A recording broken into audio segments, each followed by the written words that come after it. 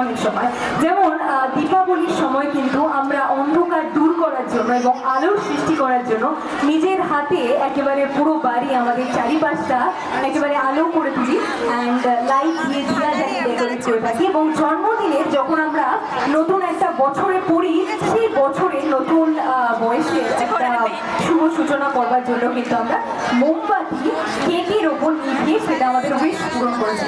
তো আজকে আমার শোয়ের শুভ সূচনার জন্য আমি নিয়ে চলে এসেছি একটি ক্যান্ডেল, ছোটোখাটো একটি বড় সড়ো ক্যান্ডেল, এবং এই ক্যান্ডেলটা দিয়ে কিন্তু আমি দেখাতে চলেছি সেই সুন্দর ম্যাজিক যেটার নাম হচ্ছে the great Indian candle trick, অর্থাৎ ভারতীয় মোমবাতির জাদু।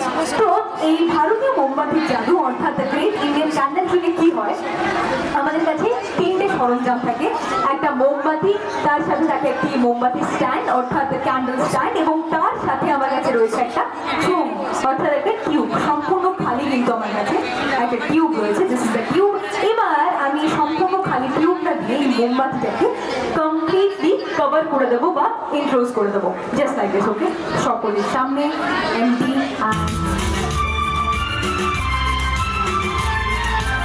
ওকে। এবার আমি কিন্তু এটাকে সম্পূর্ণভাবে কভার করে দিয়েছি। এবার according to the great Indian candle trick, এর ভেতরে যে মোমবাতিটা রয়েছে এই মোমবাতিটা অ্যাকচুয়ালি ভ্যানিশ হয়ে যায় এবং অন্য কিছুতে একটা রূপান্তরিত হয়ে যায় বা ট্রান্সফর্ম হয়ে যায়। তো দেখা যাক আজকে কিসে রূপান্তরিত হবে সেটাই আমরা ম্যাজিকের দ্বারা ডিসাইড করবো। ঠিক এইভাবে দেখুন ম্যাজিকের পাস। অলরাইট, এবার let's wait for the great reveal. কিন্তু তার আগে আপনাদের তোমাদের সকলকে আমার সাথে একটুখানি কাউন্ট করতে হবে 3, 2, 1 বলে। ওকে, চলো সবাই মিলে আমি শুরু করি। ওকে ওকে, চলো এবার 3, 2 and 1 and just like that আমাদের মোমবাতি অর্থাৎ ক্যান্ডেল থেকে কিন্তু একটা সুন্দর এবং রঙিন ছাতা অর্থাৎ একটি আমব্রেলা কিন্তু এখানে চলে এসেছে, একটি কালারফুল আমব্রেলা। এবং আশা করছি এবং এই শুভকামনায় করবো যে তোমাদের সকলের জীবন, এখানে উপস্থিত সকলের জীবন ঠিক এই ছাতাটার মতো নিয়ে এতটাই রঙিন এবং সুন্দর হয়ে উঠুক এই কামনা করে আমি চলে আসছি আবার পরবর্তী ম্যাজিকে। অর্থাৎ এই ম্যাজিকটা কিন্তু আমার সব থেকে বেশি ইন্টারেস্টিং লাগে, কারণ এই ম্যাজিকটির পেছনে একটি কাহিনী রয়েছে। তো তোমাদের মধ্যে হয়তো অনেকেই আগে ম্যাজিক শো দেখে থাকবে, কিন্তু এই ম্যাজিক শোর সাথে রিলেটেড ম্যাজিশিয়ান, আচ্ছা দেখেছো, ঠিক আছে, বুঝতে পেরেছি। তো একজন আমেরিকান ম্যাজিশিয়ান ছিল যার ব্যাপারে একটা গল্প রয়েছে। সেই আমেরিকান ম্যাজিশিয়ানকে আমরা বলতাম জাদুকরদেরও জাদুকর, অর্থাৎ দ্য ম্যাজিশিয়ান অফ ম্যাজিশিয়ানস। তো একজন ব্যক্তি রয়েছে যাকে ছাড়া ম্যাজিক কখনোই এই উচ্চতায় যেতে পারতো না, এখন যত অব্দি দূরে গেছে তারই জন্য আমরা বলতে পারি, যার নাম হলো Harry Houdini, magician Harry Houdini. তো এই হ্যারি হুডিনির একটা খুব অসম্ভব ম্যাজিক দেখাতো, এবং সেই ম্যাজিকটার পেছনে অনেক নানা ধরনের স্পেকুলেশন চলে, এখনো অনলাইনে অনেক ডিবেট চলে তাকে নিয়ে যে এই ম্যাজিকটা তিনি কিভাবে করতেন। ম্যাজিকটা হলো তার সমস্ত ম্যাজিক শো হওয়ার পর তার একটা শেষ ম্যাজিক হতো যার নাম ছিল হুডিনিজ ইলিউশন বক্স। ইলিউশন বক্সের ম্যাজিকের জন্য হুডিনি কিন্তু ভীষণ বেবিভাবে জনপ্রিয় হয়েছিল, অনেক সব জায়গাতে তাকে সবাই চিনত বেসিক্যালি। তো যে ম্যাজিকটা হতো সেটা হচ্ছে হুডিনির হাতে হাত করা পরিয়ে দেওয়া হতো, পুলিশের যে হ্যান্ডকাফ হয় সেটা হাতে পরিয়ে দেওয়া হতো, সেটাকে ভালো করে লক করা হতো।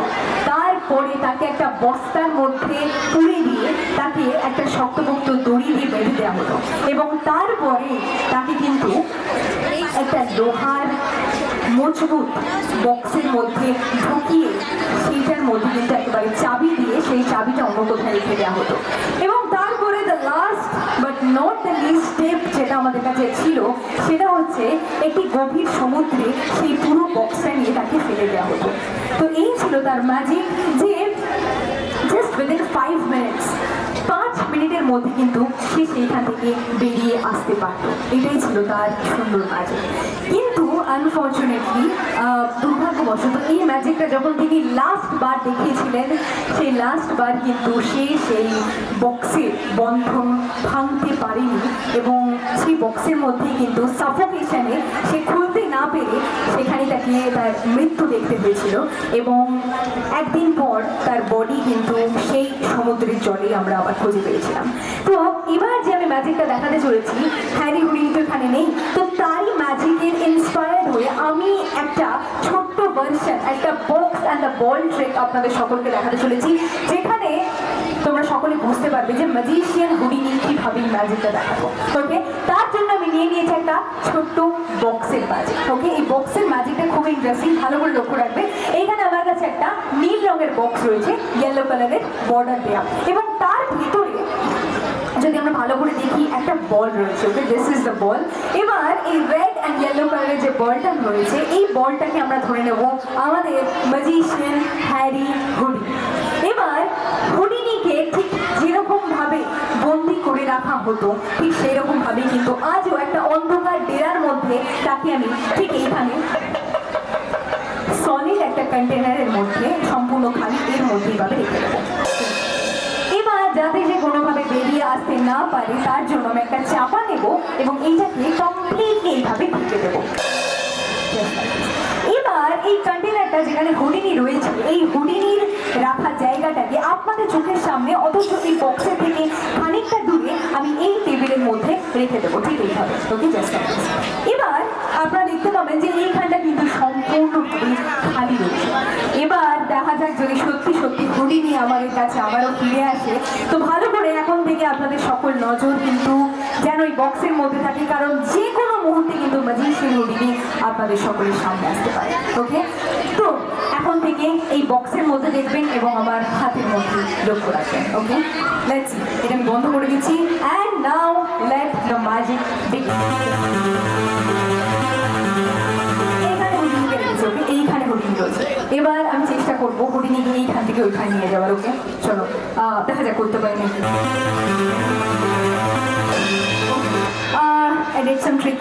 এবার আমি কি করেছি হুডিনিকে হাতে নিয়ে নিয়েছি, ঠিক আছে, এইখানে হুডিনি রয়েছে, কেউ দেখতে পাচ্ছেন?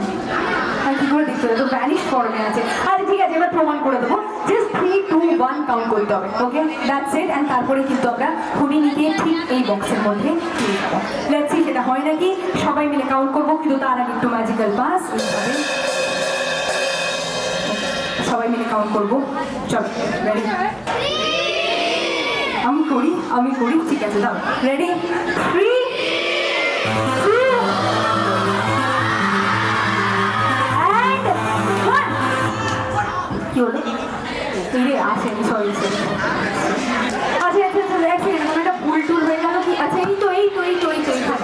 আরে এইখানে পড়েছিল। আচ্ছা, আমি আর কি বলবো না, ঠিক আছে, চলো এবার যা হবে সিরিয়াসলি হবে। তো আরো একবার, এবার সিনকে একসাথে কাউন্ট করবে, একটু আস্তে আস্তে, একটু ধৈর্য ধরে, একটু কনসেন্ট্রেট করবো, দেখা যাক যদি আবারও আমরা সাকসেসফুল হতে পারি বা নাও হতে পারি। লেটস চলো সবাই মিলে, রেডি? 3, 2, and 1।